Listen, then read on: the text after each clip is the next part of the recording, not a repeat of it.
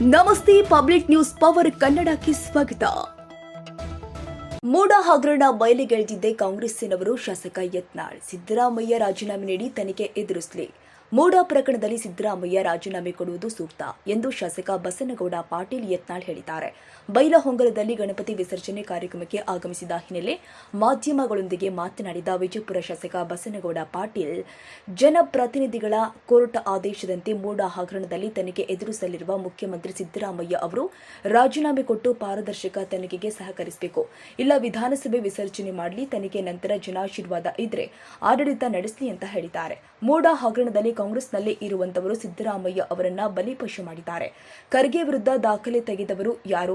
ಮೂಡ ಹಗರಣದಲ್ಲಿ ಬಿಜೆಪಿ ಹೋರಾಟದ ಫಲವಾಗಿ ಇಂದು ಎಫ್ಐಆರ್ ದಾಖಲು ಮಾಡಲಾಗಿದೆ ಎಂದು ವಾಗ್ದಾಳಿ ಮಾಡಿದ್ದಾರೆ. ಆಗಬೇಕಾದ್ರೆ ಸಿದ್ದರಾಮಯ್ಯನವರು ರಾಜೀನಾಮೆ ಕೊಡೋದು ಅನಿವಾರ್ಯ.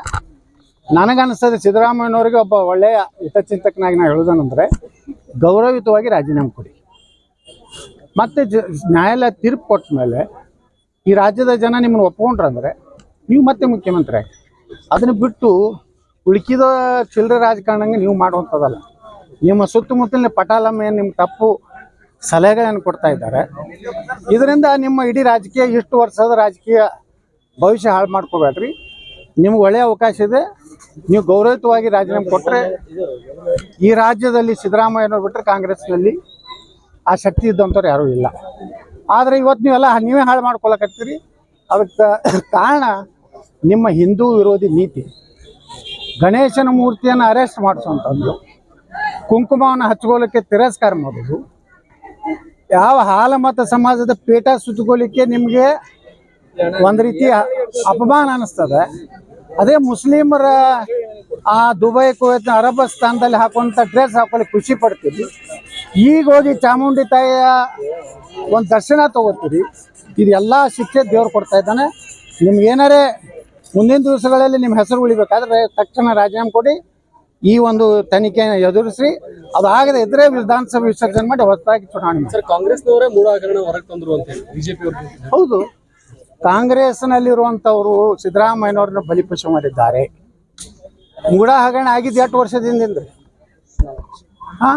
ಈಗ ಅದನ್ನ ಈಗ ಮಲ್ಲಿಕಾರ್ಜುನ್ ಖರ್ಗೆ ವಿರುದ್ಧ ಇರುವಂತಹದ್ದನ್ನು ಯಾರು ತೆಗೆದವರು? ಮೂಲ ಅಲ್ಲೇ ಇದೆ ಕಾಂಗ್ರೆಸ್ನಲ್ಲಿ. ನಾವು ಭಾರತೀಯ ಜನತಾ ಪಾರ್ಟಿಯವರು ಅದನ್ನು ಸಮರ್ಥವಾಗಿ ನಾವು ಹೋರಾಟ ಮಾಡಿದೀವಿ, ಜನರ ಮುಂದೆ ತಂದೀವಿ. ಅದರ ಪ್ರಾಯಶ್ಚಿತ್ತವಾಗಿ ಇವತ್ತು ಸಿದ್ದರಾಮಯ್ಯನವ್ರಿಗೆ ಈ ಪರಿಸ್ಥಿತಿ ಬಂದಿದೆ. ಯತ್ನಾಳ್ ಅವರು ಮತ್ತು ರಮೇಶ್ ಜಾರಕಿಹೊಳಿ ಉಚ್ಚಾಟನೆ ಮಾಡಬೇಕು ಅಂತ ಹೇಳಿ ಇವತ್ತು ರೇಣುಕಾಚಾರ್ಯ ಮತ್ತು ಅವರಿಬ್ಬರನ್ನ ಮೊದಲು ಉಚ್ಚಾಟನೆ ಮಾಡಬೇಕು. ಆ ಸಿದ್ದೇಶ್ ರೇಣುಕಾಚಾರ್ಯ ಎಷ್ಟು ದುಡ್ಡು ತಗೊಂಡು ಮಲ್ಲಿಕಾರ್ಜುನ ಅವ್ರ ಮನೆಯವರು ಚುನಾವಣೆ ಮಾಡಿದ್ದಾನೆ. ಸಿದ್ದೇಶ್ವರ ಹೇಳ್ಯಾರಲ್ಲ, ಪಕ್ಷ ವಿರೋಧಿ ಚಟುವಟಿಕೆ ಅವ ಮಾಡೋದಂತವ, ಅವನಿಂದ ಏನು ಪಾಠ ಕಲಿಬೇಕಾಗಿಲ್ಲ. ರೇಣುಕಾಚಾರ್ಯನ ಮೊದಲು ಉಚ್ಚಾಟನೆ ಮಾಡ್ಬೇಕು. ಯಾಕಂದ್ರೆ ಅದೇ ಒಂದು ದೊಡ್ಡ ತಲೆನೋವು ಇದೆ ಕರ್ನಾಟಕ.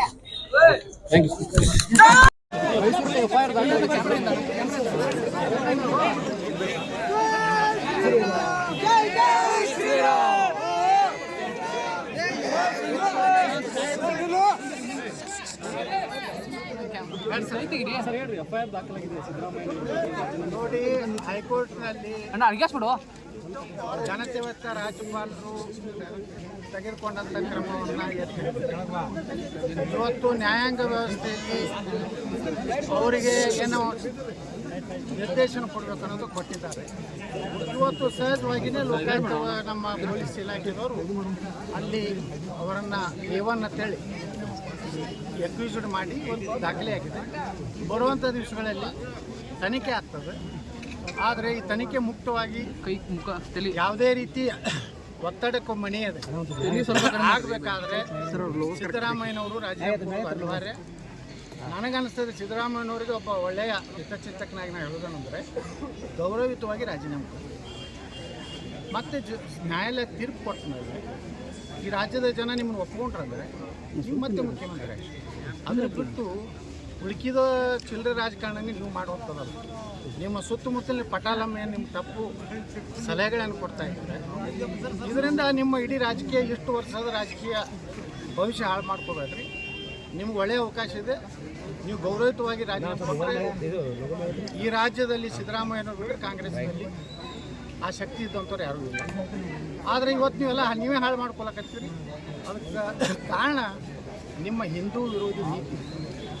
ಗಣೇಶನ ಮೂರ್ತಿಯನ್ನು ಅರೆಸ್ಟ್ ಮಾಡಿಸೋದು, ಕುಂಕುಮವನ್ನು ಹಚ್ಕೊಳ್ಳಿಕ್ಕೆ ತಿರಸ್ಕಾರ ಮಾಡೋದು, ಯಾವ ಹಾಲಮತ ಸಮಾಜದ ಪೇಟ ಸುತ್ತಕೊಳ್ಳಿಕ್ಕೆ ನಿಮಗೆ ಒಂದು ರೀತಿ ಅಪಮಾನ ಅನಿಸ್ತದೆ. ಅದೇ ಮುಸ್ಲಿಮರ ಆ ದುಬೈ ಕುವೈತ್ ಅರಬಸ್ತಾನದಲ್ಲಿ ಹಾಕೊಂಡು ಕನ್ನಡಿಗರ ಮೆಚ್ಚಿನ ನಿಮ್ಮ ಪಬ್ಲಿಕ್ ನ್ಯೂಸ್ ಪವರ್ ಕನ್ನಡ ನಮ್ಮ ಚಾನೆಲ್ ಫಾಲೋ ಮಾಡಿ, ಸಬ್ಸ್ಕ್ರೈಬ್ ಮಾಡಿ, ನೋಟಿಫಿಕೇಶನ್ ಆನ್ ಮಾಡಿ.